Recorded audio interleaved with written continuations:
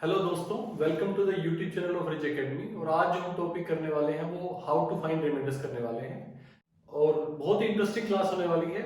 तो चलिए स्टार्ट करते हैं। देखिए, हमने लास्ट क्लास में ये सीखा था कि आपको यूनिट डिजिट कैसे निकालना है। अब मान लीजिए मैं वही सेम क्वेश्चन लिखता हूँ 61 into 62 into 63।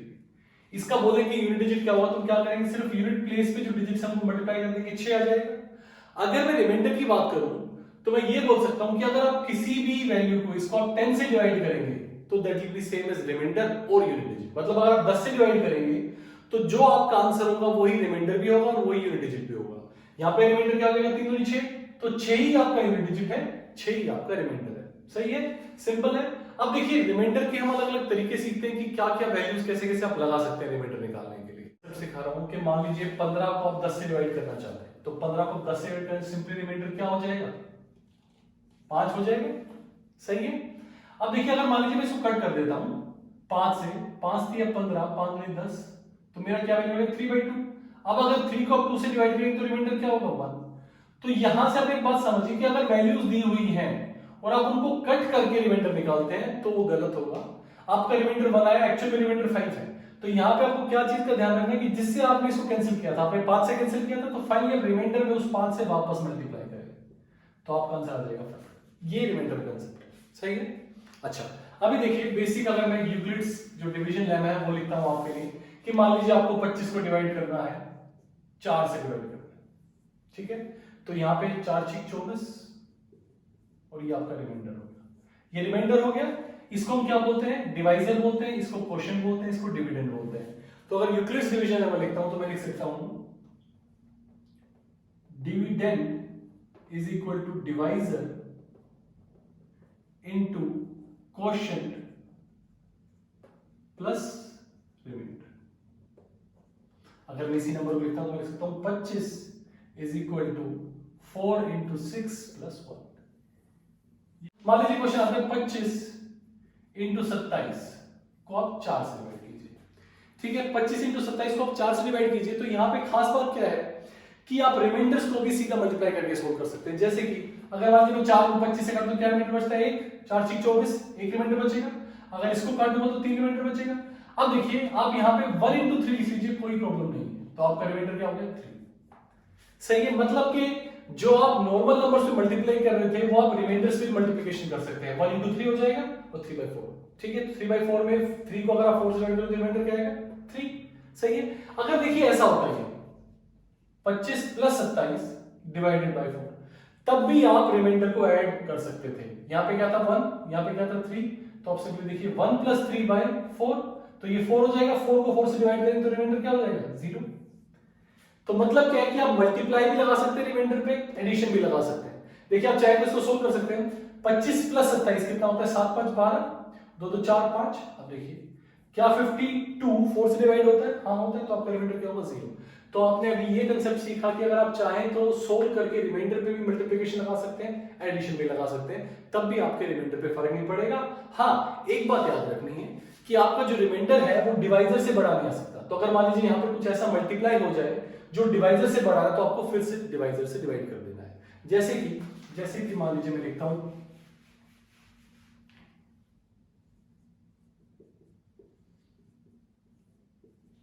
27 into 27 divide by 4। ठीक है, तो इस केस में क्या होगा, ये कितना हो जाएगा 4 6 24, 3 रिमाइंडर बचेगा, इसमें भी 3 बचेगा। तो आप ऐसे नहीं बोलेंगे 3 इंटू 3 9 इज द रिमाइंडर। आप 4 से डिवाइड करेंगे, 9 को आप 4 से डिवाइड करेंगे तो क्या रिमाइंडर आ जाएगा 1, 4 2 8, तो आपका रिमाइंडर हो जाएगा 1। तो देखिए, ये वाला कंसेप्ट बहुत ही अच्छा है कि आप मल्टीप्लिकेशन एडिशन सब डायरेक्ट सोल्व कर सकते हैं। ठीक है ना। अब आपको एक और कंसेप्ट में सिखा रहा हूं, concept of negative remainder. Concept of negative remainder. ये कंसेप्ट क्या बोलता है कि जैसे मान लीजिए मैंने यहां पे लिखा 27 डिवाइडेड बाई 4। ठीक है, तो आप यहां पे देखिए कि 4 के टेबल में अगर आ जाएगा तो 28 आ जाएगा। तो मतलब ये 28 नहीं है, तो आप इसको सिंपली क्या बोल सकते हो कि इसका रिमाइंडर क्या है, एक कम रह गया ना 28 बनने में, तो -1 रिमाइंडर है। हालांकि आंसर हमेशा प्लस में दिया जाता है, तो फाइनली आप डिवाइसेस को ऐड कर देंगे, 4 ऐड कर देंगे तो आपका रिमाइंडर हो जाएगा 3। ठीक है, तो ये प्लस का 3। तो एक कंसेप्ट होता है पॉजिटिव रिमाइंडर, एक होता है नेगेटिव रिमाइंडर। मतलब कि अगर मैं लिखूं 27/4 तो इसके दो रिमाइंडर पॉसिबल है, +3 और -1। ठीक है, ये दो तरह से रिमाइंडर पॉसिबल है। ये कंसेप्ट बहुत यूजफुल होने वाला है, अभी हम आगे जब क्वेश्चन सोल्व करेंगे तो हम समझेंगे कि कितना अच्छा कंसेप्ट है ये, है ना।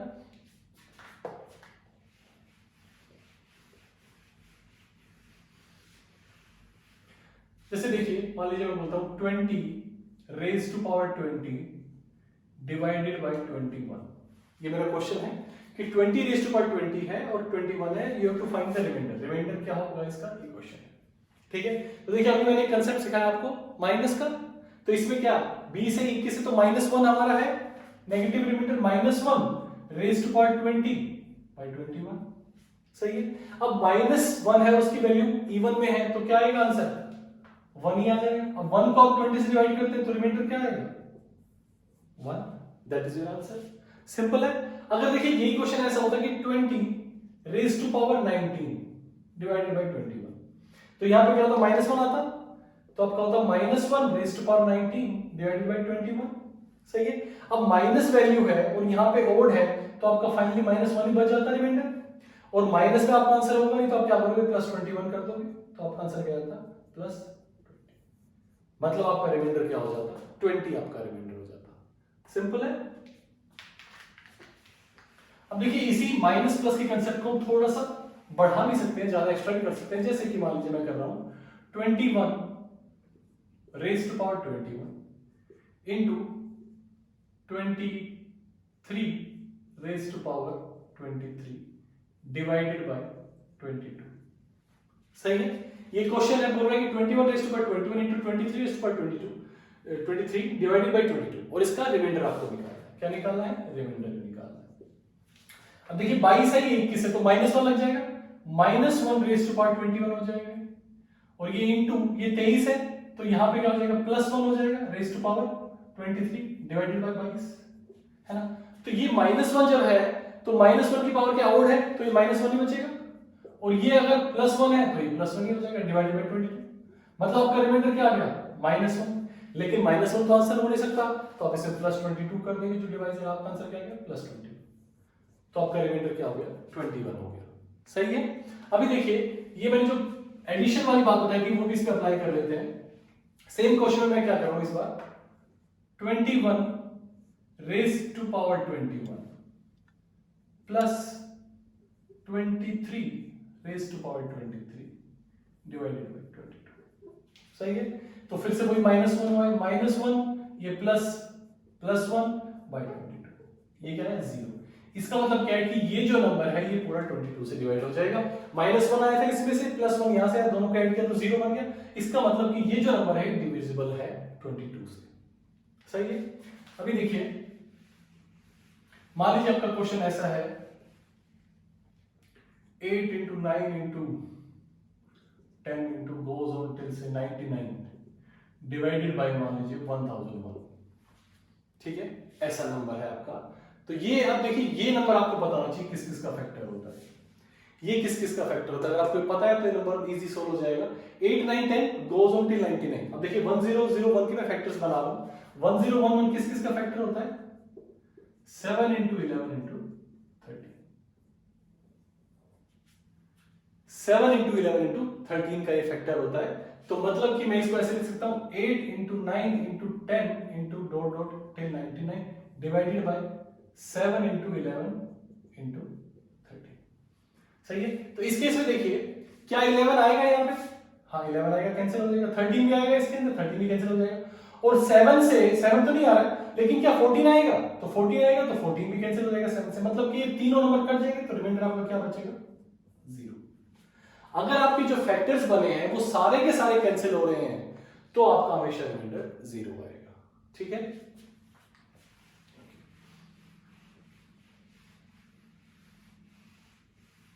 देखिए कोई भी अगर आपको नंबर दिया हुआ है तो आपको क्या ट्राई करना है कि नियरेस्ट पहुंचना है उसके। जैसे मान लीजिए मैं एक क्वेश्चन करके देख रहा हूं कि 2 raised to power 77 divided bye से 5, या चलिए शुरुआत में हम 3 करते हैं। 2 raise to power 77 divided by 3 करते हैं, इसको सोल्व करते हैं। तो देखिए यहीं पे 2 है, 3 है, -1 आ गया, तो सिंपली आप क्या बोल सकते हैं, this is same as -1 raise to power 77 divided by 3। तो आपका रिमाइंडर क्या आएगा, -1 आ गया, क्योंकि ओड है, ये ओड वैल्यू है, तो -1 है तो आपने +3 कर दिया, तो आपका आंसर क्या आ गया, 2। मतलब आपका रिमाइंडर क्या हो गया, +2 हो गया। अभी देखिए इस क्वेश्चन में चेंज कर रहा हूं थोड़ा सा, मैं यहाँ पे इसको 3 की जगह 5 कर देता हूँ, 3 की जगह 5 करता हूँ, रिमाइंडर बताना। तो देखिए 2 2 जा 4 होता है, 2 2 जा 4, मतलब अगर मैं इसको स्क्वायर कर दूं तो 4 आ जाएगा, तो मैं इसको ऐसे लिख सकता हूँ 2 स्क्वायर, और अगर मैं इसको 2 से डिवाइड करता हूँ इसको सिंपली, तो मेरा 38 into 2 raise to power 1 by 5, यही होगा, यही होगा। 38 इंटू 2 क्या होता है, 76, और ये +1 77 हो गया, डिवाइड बाई 5 हो गया। तो अब देखिए ये क्या है, 4 मतलब अगर आप 5 से करेंगे तो -1, तो मतलब -1 raise to power 38.2 raise to power 1 by 5। अब ये -1 की पावर ओड है, इवन है, तो ये 1 ही हो जाएगा। तो फाइनली मेरा आंसर क्या हो गया, 1 इंटू 2 डिवाइडेड बाई 5। 1 इंटू 2 क्या होता है, 2 ही होता है, तो मेरा रिमाइंडर क्या हो गया, 2। सही है, बहुत ही अच्छा कंसेप्ट है ये। हमें क्या करना है, हमें इसके टेबल में नियरेस्ट यहां तक पहुंचना है, नियरेस्ट इसके पास पहुंचना है। जो भी 2 स्क्वायर तो 4 बनाना, तो 5 और 4 या 6 हमें पहुंचना चाहिए था। अब देखिए इसको दोबारा से इसी क्वेश्चन को थोड़ा चेंज कर रहा हूं, मान लीजिए मैं कहता हूं कि इसको 7 करते हैं। अब हमारी ट्राई क्या है, 6 या 8 पहुंचने की, तो 2 क्यूब 8 होता है, तो मैं इसको क्या कर रहा हूं, इस बार 2 क्यूब यूज कर रहा हूं, 2 का क्यूब, और अगर मैं इसको 3 से डिवाइड करता हूं, तो देखिए 3 से आप इसको डिवाइड करेंगे कितना हो जाएगा, 3 2 6 है ना, 17, 3 5 और उसके बाद 2 बच जाएंगे 2 के, 2 स्क्वायर बच जाएगा डिवाइड बाय 7, 25 या 75, 75 और 2 77, तो ये 77 हो जाएगा डिवाइड बाय 7। अब देखिए ये मेरा क्या हो गया, 8 हो गया। तो अगर 8 हो गया तो मेरा रिमाइंडर यहाँ पे क्या बचा, +1, तो आप लिखिए यहाँ पे 1 रेज़ टू पावर 25 इंटू 2 का स्क्वायर क्या होता है, 4 डिवाइडेड बाय 7। तो ये आपका आ गया, ये तो 1 ही रह गया, सिर्फ आपका रिमाइंडर क्या रह गया, 4। तो आपका आंसर यहाँ पे क्या 4 हो गया। सही है। देखिए इसी को अगर मैं थोड़ा और चेंज करता हूं,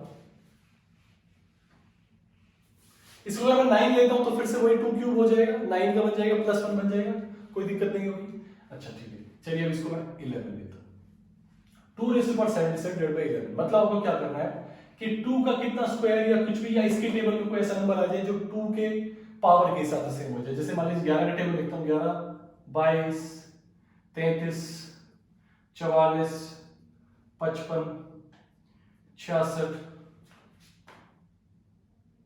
77 88।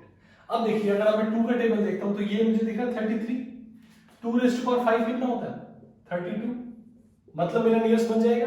तो मुझे इस बार क्या करना है, इसको 2 रेज़ टू पावर 5 में कन्वर्ट करना है। तो मैं क्या करता हूं, 2 5 और 5 से आप करोगे तो 15 5 से 75 इंटू 2 स्क्वायर 77 हो जाएगा डिवाइड बाय 11। सही है। तो ये मेरा क्या हो गया, 32 हो गया, 32 हो गया। तो यहाँ पे मेरा रिमाइंडर क्या बचेगा, -1, तो -1 raise to power 15 into 2 square by 11। -1 है, ओड पावर है, तो -1 ही रहेगा, तो -4 मेरा आंसर है। -4 आंसर हो नहीं सकता, तो मैं इसमें +11 कर दूंगा, तो मेरा आंसर आएगा +7। तो मतलब आपका इस यहाँ पे क्या हो जाएगा, रिमाइंडर क्या हो जाएगा, 7 इज योर रिमाइंडर। सही है। तो हमें यही ट्राई करना है कि आप नियरेस्ट नंबर पे जाएं, ठीक है ना, नियरेस्ट नंबर पे जाएं और आप सोल्व करें। अब मैं आपको एक थ्योरम बता रहा हूं, और ये बहुत ही अच्छी थ्योरम है, बहुत इजीली आप इसको यूज कर पाएंगे। इस थ्योरम को देखो अलग अलग नाम बोलते हैं लोग, कोई टोशन मेथड बोलता है, कोई फॉर्मेट-लिटिल थ्योरम बोलता है। नाम इंपॉर्टेंट नहीं है, बस आपको कंसेप्ट वो थ्योरम पता होना चाहिए। नाम तो पूछेगा नहीं किस थ्योरम से आपने सोल्व किया है कोई भी एग्जाम में। तो इसका नाम है फॉर्मेट-लिटिल थ्योरम, फॉर्मेट-लिटिल थ्योरम। ये थ्योरम क्या बोलती है, देखिए इसका सिंपलीफाइड वर्जन बता रहा हूं। वैसे थ्योरम तो काफी अच्छी है और मतलब डीपली एक्सप्लेन करने का फायदा नहीं, क्योंकि हमें सिर्फ इसका यूज यहां पे लेना है। तो फॉर्मेट-लिटिल थ्योरम क्या बोलती है कि अगर मान लीजिए कोई नंबर है, उसकी पावर p-1 है और डिवाइड बाय p है, और p इज प्राइम, अगर p एक प्राइम नंबर है और a एंड p आर को प्राइम, तो इस केस में, इस फॉर्म में रिमाइंडर हमेशा क्या होगा, 1 होगा। रिमाइंडर हमेशा क्या होगा, 1 होगा। तो ये थ्योरम बहुत अच्छी है। देखिए इसको एग्जांपल से एक्सप्लेन करता हूं कि मान लीजिए लिखा हुआ है 16 रेज़ टू पावर 6 बाय 7। अब देखिए सबसे पहले मैं क्या देखें, 7 है, यहाँ पे 7 प्राइम नंबर होता है, यहाँ पे एक 7 से कम है 6, तो मतलब इस केस में क्या होगा, और 7 और 16 को प्राइम है, तो आपका रिमाइंडर हमेशा क्या आएगा 1। सही है। देखिए इसका यूज हम और तरीके से भी कर सकते हैं। अगर मान लीजिए यही क्वेश्चन ऐसा होता 16 रेज़ टू पावर 36/7 होता, 16 रेज़ टू पावर 36/7 होता, तो क्या हम इसको ऐसे लिख सकते हैं 16/7। तो अब इस केस में यहां पे सोल्व होके क्या आ जाता, 1 रिमाइंडर आ जाता, और 1 की पावर 6 फर्क नहीं पड़ता, तो तब भी रिमाइंडर क्या होता, 1 ही होता। ठीक है, तो मतलब मैं क्या कंक्लूड कर सकता हूं, मैं ये बोल सकता हूं कि अगर जो p है यहाँ पे एक प्राइम नंबर है और उससे कम है 6 है, मान लीजिए 7 है तो 6 है, और 6 का मल्टीपल है कोई भी नंबर, तो हर बार क्या होगा, रिमाइंडर 1 ही आएगा। देखिए एक दो और एग्जांपल कर लेते हैं, इसको यूज कैसे कर सकते हो अफर्मेटिव थ्योरम को। मान लीजिए मेरा क्वेश्चन है 7 raise to power 30 divide by 5, है ना। तो सबसे पहले हमें क्या देखना है, क्या ये प्राइम नंबर है, हाई प्राइम नंबर, क्या ये दोनों को-प्राइम है, हाई दोनों को-प्राइम है।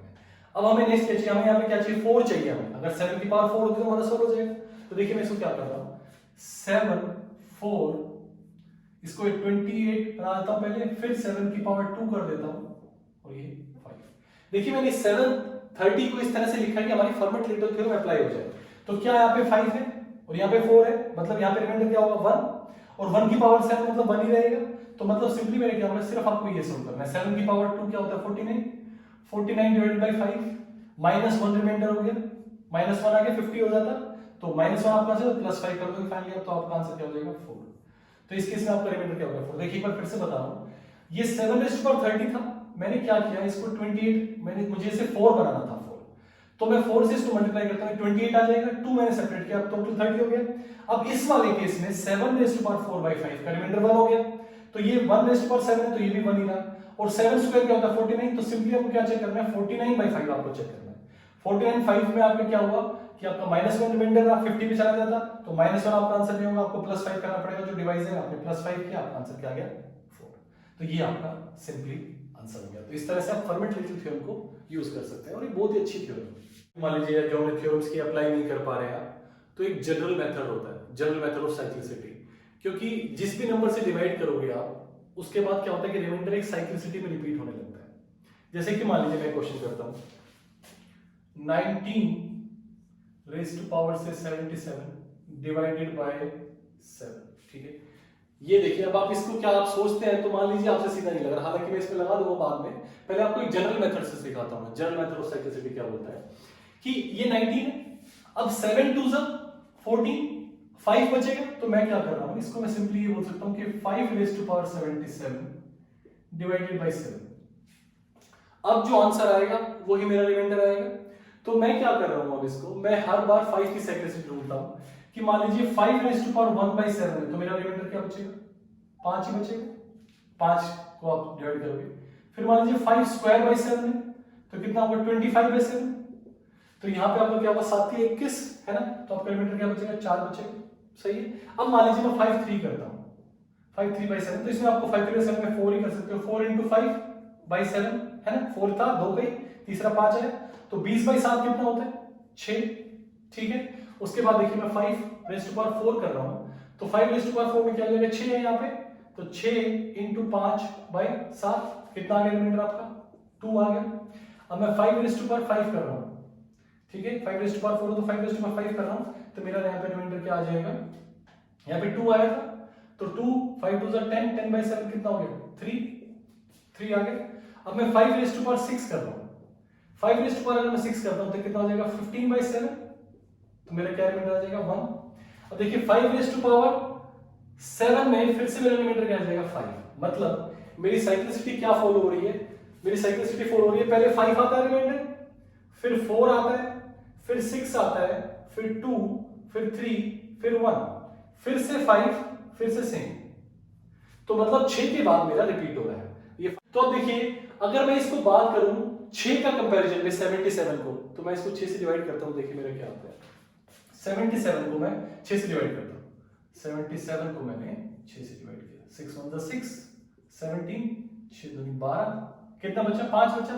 मतलब कि अगर पावर 5 की बची है, तो पावर 5 के लिए क्या है 1 2 3 4 5, तो मेरा रिमाइंडर क्या हो गया 3, है ना।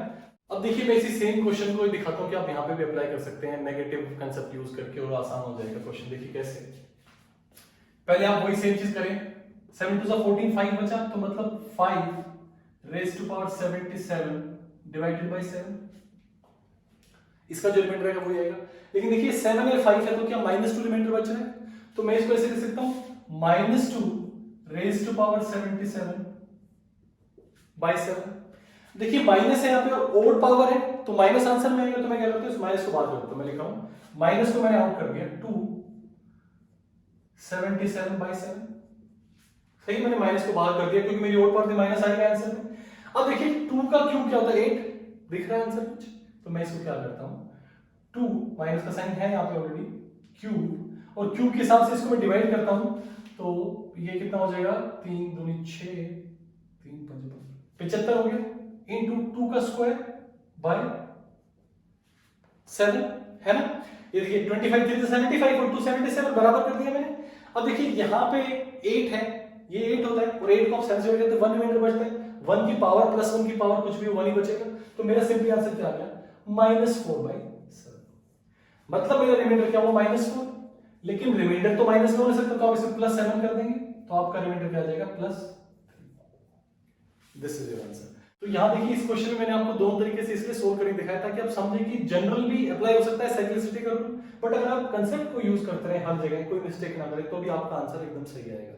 जैसे यहाँ पे +3 आंसर आया, हमारा साइक्लिसिटी से +3 आया था, सेम आंसर आ गया। अब देखिए हम आज का लास्ट कंसेप्ट सीख रहे हैं रिमाइंडर थ्योरम। रिमाइंडर थ्योरम क्या बोलता है,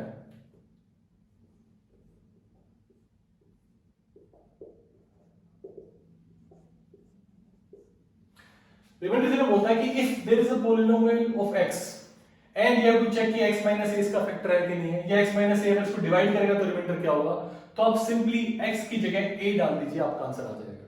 ठीक है, देखिए मैं इसका यहाँ पे सोल्व करके दिखाता हूं आपको। कोई एग्जांपल लेते हैं, हाँ, x² + 3x + 1 divided by x minus 1। मान लीजिए क्वेश्चन दिया हुआ है कि x² + 3x + 1 divided by x minus 1, तो बताइए रिमाइंडर क्या होगा। तो आपका बेसिक तरीका क्या होगा, x² + 3x + 1, इसको आप डिवाइड किससे करेंगे, x - 1 से। तो सबसे पहले आप x लिखेंगे यहाँ पे, x² - x, या आपने माइनस के प्लस के कैंसिल हो गया, 3x + 4x हो गया +1 हो गया। अब देखिए इसको 4 बनाना है तो मैं क्या करता हूँ यहाँ पे +4 से मल्टीप्लाई करता हूँ, तो मेरे क्या हो गया 4x - 4। अब यहाँ पे क्या हुआ, ये माइनस हो गया प्लस हो गया, कैंसिल हुआ, तो आपका रिमाइंडर क्या आ गया 5, है ना। 1 + 4 आपका 5 हो गया, तो आपका रिमाइंडर आ गया 5। अगर हम इसी को रिमाइंडर थ्योरम से सोल्व करते हैं तो आपको ये सॉल्यूशन करने की जरूरत है। रिमाइंडर थ्योरम क्या बोलती है कि आप सिंपली इस पॉलिनोमियल में p को 1 डाल दीजिए, p को a डाल दीजिए, मतलब x को 1 डाल दीजिए। तो यहाँ पे आप देखिए x² + 3x + 1 में आपको क्या करना है, x = 1 डालना है, तो मैं यहाँ पे 1 डालता हूँ, तो 1² + 3 × 1 + 1, तो ये कितना हो गया 1 + 3 + 1 दैट इज इक्वल टू 5। तो आपका आंसर क्या हो गया 5, आपका आंसर हो गया। ये रिमाइंडर थ्योरम है, इसको आप हो जाएगा यूज भी कर पाएंगे और काफी अच्छी थ्योरम है पॉलिनोमियल के केस में खासकर। चलिए दोस्तों आज के लिए इतना ही। अगर आपने अभी तक चैनल को सब्सक्राइब नहीं किया है तो प्लीज सब्सक्राइब करें, like and share. Thank you.